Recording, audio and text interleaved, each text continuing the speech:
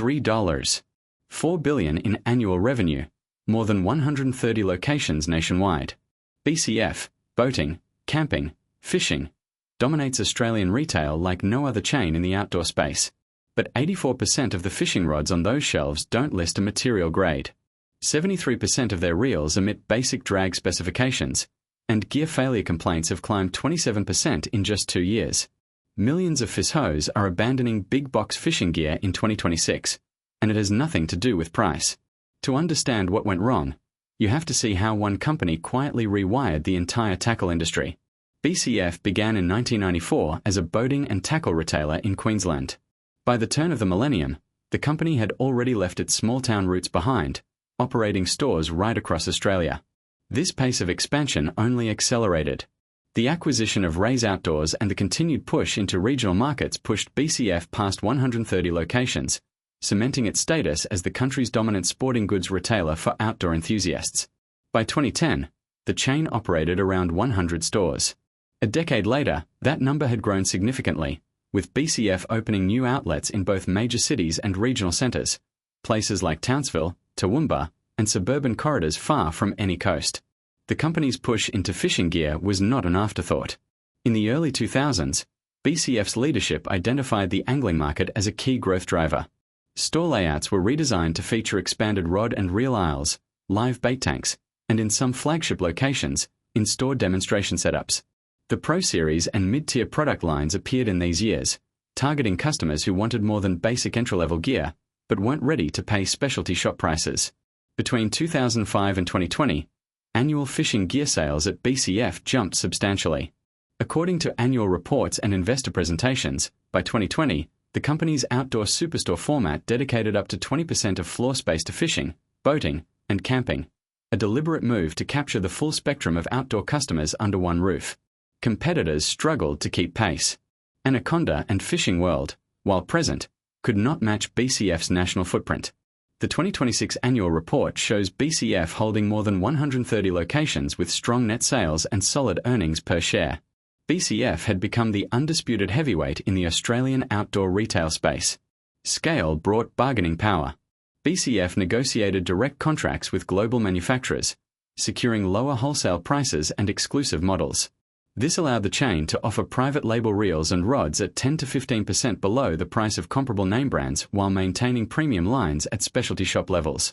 Seasonal events like the Early Season Bream and Barrablitz, and loyalty programs such as the BCF Club drew in both casual and serious Fishos, reinforcing the chain's image as the one-stop shop for fishing gear.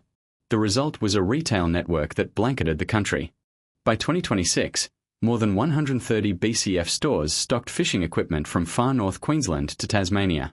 In many regions, a BCF location sits within a 30-minute drive of most anglers, a level of access unmatched by any independent tackle shop or regional chain. The company's coast-to-coast reach combined with aggressive pricing and broad selection fundamentally changed the way Australians bought fishing gear. But as the shelves filled and the numbers climbed, a new set of questions began to surface about what was actually inside those boxes and whether the promise of national scale could deliver on the expectations of millions of Fishos. The number of independent tackle shops in Australia has collapsed over the past quarter century. In 2000, about 2,800 shops served anglers from Cairns to Hobart. By 2026, that number is projected at just 720, a 74% decline. Regional Queensland alone has lost 42% of its independent shops since 2010, while coastal New South Wales has seen a 31% reduction.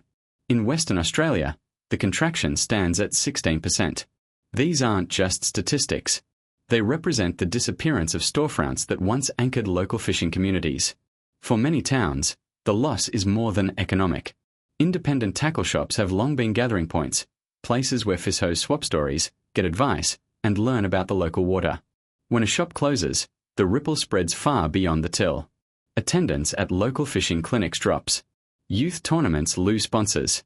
The social fabric that connects people to their rivers, estuaries, and reefs frays a little more each year. Dave Nguyen's story is not unique, but it brings the numbers into focus. Nguyen ran coastal catch tackle in Hervey Bay, Queensland for nearly 2 decades. In 2015, a BCF opened less than 2 kilometres away with a fishing aisle stocked wall-to-wall and prices Nguyen couldn't match. Within 12 months, His shop sales fell from $18,000 a month to just $9,900, a 45% drop. The regulars kept coming for a while, but foot traffic dwindled as more Fishos opted for the convenience and selection of the big box store. Nguyen tried adding specialty workshops and early morning hours, but the numbers never recovered. By 2018, he locked the doors for the last time. Across the country, shop owners have faced the same pattern. Some who survived did so by doubling down on service, offering gear clinics, custom lure tuning, or hands-on rigging sessions that big chains can't easily replicate. A few managed to grow their repeat business, but most could not halt the slide.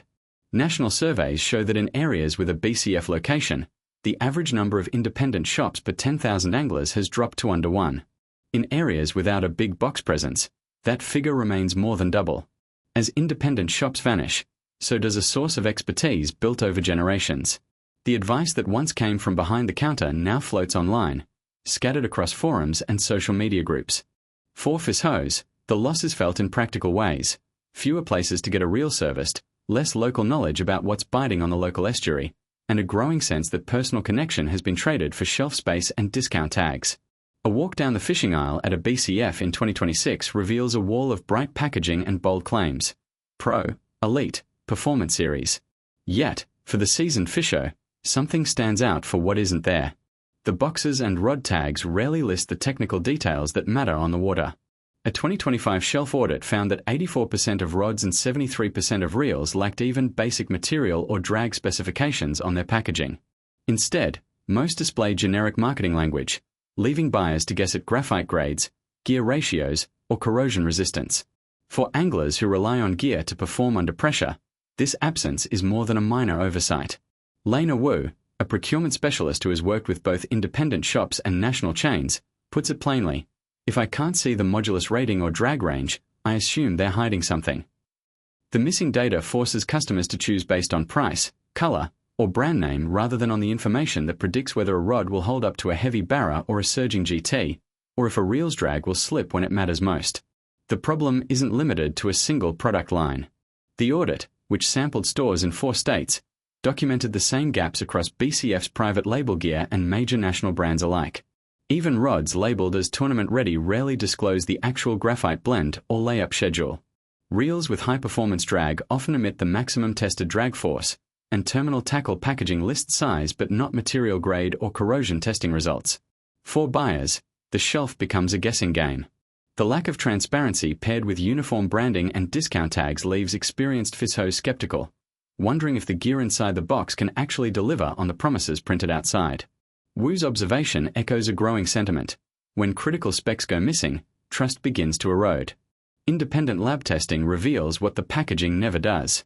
When mid-tier rods from BCF's private label lines are cut open and subjected to tensile analysis, the numbers tell a clear story. Most blanks now contain only about 80% graphite, down from the 90 to 95% that was standard in premium rods a decade ago. This reduction translates to a measured 13% drop in ultimate tensile strength, confirmed across multiple batches by ASMD 7615 testing. The difference isn't academic. On the water, these rods flex more under load, develop soft spots, and fail sooner under repeated casting or heavy strikes. Fishos who once trusted their gear to handle a surging barramundi or a hard-running trevally now report tip breaks and mid-blank fractures after a single season. Component swaps are just as revealing. In 2010, a mid-level spinning reel from a national brand sold at BCF typically used brass bushings and stainless steel gears. By 2026, disassembly of the same price point reels shows a switch to PA6GF, glass-filled polyamide, for core bushings and internal supports. Manufacturers tout PA6GF as a high-performance engineering plastic, but lab immersion tests paint a more complicated picture. Under ASMD 570 protocols, these bushings swell by 4% after 24 hours in saltwater and show micro-cracking after repeated wet and dry cycles in the field. This means reels that feel tight in the store can develop gear lash and drag slip after a few trips, especially in saltwater or humid tropical conditions common across northern and coastal Australia. These engineering shortcuts are not isolated to one brand or one SKU. Tensile data and polymer swelling rates are consistent across dozens of samples regardless of whether the rod carries a Pro or Elite badge. The result is a measurable decline in real-world reliability. For Fishos, The promise of performance made in the aisle doesn't hold up once the gear is out of the box and on the water. 85% of fishing rods, reels, and terminal tackle sold at BCF in 2026 arrived by container from factories in China, Vietnam, and Indonesia. These shipments move through a supply chain designed for volume, not for verification. Retail contracts specify delivery deadlines and cost minimums, but rarely include clauses for third-party material testing or batch-level traceability. In practice, quality control often ends at the factory gate. Recent retail audits found that 27% of imported fishing gear shipments lacked a complete quality control certificate at Australian border entry, leaving the final inspection to the same overseas contractors who profit from cutting corners. For many products, no one on the retailer side ever opens the box before it hits the shelf. The disconnect becomes clear in the labeling. A 2026 packaging audit sampled over 2,000 SKUs at BCF and revealed that only 14% of rods and reels displayed any technical specification beyond length or gear ratio. Material grades, graphite percentages, and drag force ratings were missing from the vast majority of boxes, replaced by vague branding, Pro, Performance. Yet 62% of surveyed Fishos said they believed these labels signified higher build quality, even though the underlying components often came from the same batch as entry-level models. The result is a credibility gap that grows with every season. Anglers expect their gear to match the promise on the packaging, but the reality is shaped by a supply chain optimized for cost and speed, not for consistency. When a rod fails on a heavy hook set or a reel slips under load, the cause often traces back to a missing certificate, a shortcut in materials, or a label that conceals more than it reveals. Warranty claims and angry reviews tell only part of the story. In 2026, the numbers show a sharp rise in failures, a 27% increase in reported gear breakdowns compared to just 2 years earlier. The Australian Competition and Consumer Commission, ACCC, and consumer review platforms logged 1,842 complaints about BCF Pro Series rods and reels since late 2023, more than any other big box retailer. Each complaint reads like a warning: snapped rod tips on routine casts, reels seizing mid-fight, drag system slipping just as a fish makes its run. But the numbers come alive on the water. Sarah McKinley, a tournament angler from the Murray-Darling region, was fishing a regional bream event when her Pro Series rod failed.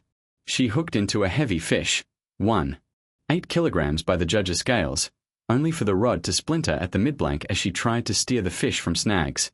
The fish was lost. The footage, replayed frame by frame, captures Sarah's disbelief as her tournament hopes vanish with a single crack.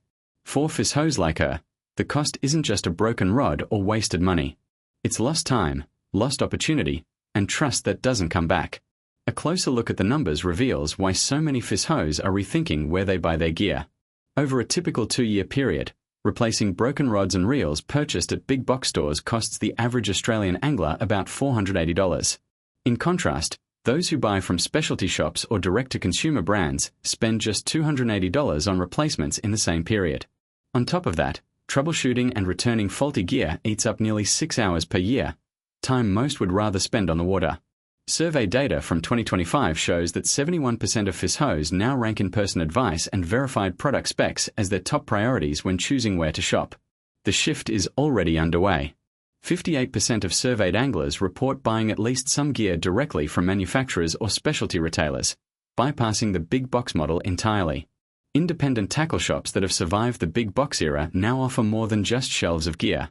They provide hands-on services that fill the gaps left by mass retail across the country. 64% of these shops now run dedicated gear inspection clinics. Fishos bring in rods, reels, and terminal tackle for on-the-spot checks, minor repairs, and performance testing. The popularity of these clinics has grown alongside frustration with unreliable retail gear, giving local stores a new reason to exist beyond simple sales. For those without a trusted shop nearby, a simple 4-step inspection toolkit has gained traction among serious anglers. Step 1. Flex the rod blank against a smooth surface to check for soft spots or uneven bends. Step 2. Spin the reel under light tension, listening for gear lash or grinding. Step 3. Test the drag's range and consistency by pulling line at different settings. Step 4. Inspect terminal tackle for pitting or corrosion, especially on hooks and swivels. These steps, widely shared on fishing forums and in gear clinics, help Fishos avoid costly mistakes at the register. The broader market is also shifting. By 2026, 62% of gear sales come from casual anglers. But the specialty and direct-to-consumer segments are growing fast, posting a 12% annual growth rate. Nearly half of independent shops now combine in-store service with hybrid e-commerce, reaching customers who demand both expertise and convenience. The future of fishing gear retail is no longer dictated by price or proximity alone. For millions of Australian Fishos, the next best catch starts with knowing what's inside the box and who stands behind it. Today, the promise of reliability often ends at the cash register. For anglers, every failed cast and missed fish exposes the cost of trusting branding over proven durability. As more buyers scrutinize materials and demand real-world performance, the industry faces a reckoning. Quality can't be faked on a shelf. In the end, the water always reveals what the packaging can't. Share your own fishing gear experiences in the comments below.